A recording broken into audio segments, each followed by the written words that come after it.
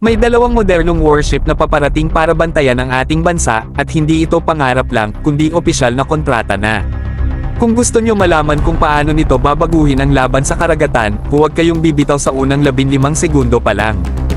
Opisyal nang inanunsyo ng HD Hyundai Heavy Industries noong ika-26 na lumagda na sila ng kontrata sa Philippine Department of National Defense para magtayo ng dalawang bagong frigate para sa Philippine Navy. Hindi ito basta upgrade lang, mga bro, dahil ang mga barkong ito ay nasa 3,200 tons class, ibig sabihin mas malaki, mas matibay, at mas capable kumpara sa mga nauna nating frigates. Ang halaga ng kontrata ay nasa 844.7 billion Korean won, or roughly around $600 million.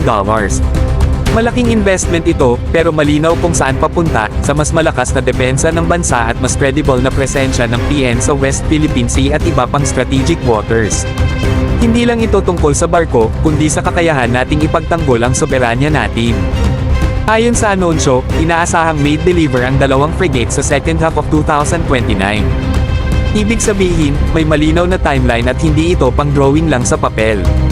May oras para sa training ng crew, integration ng systems, at paghahanda ng logistics para masigurong handa agad ang mga barko pagdating nila sa Pilipinas.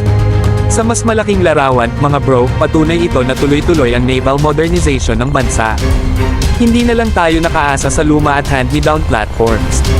Unti-unti, nagiging mas modern, mas lethal, at mas interoperable ang Philippine Navy kasama ang mga allies at partners natin.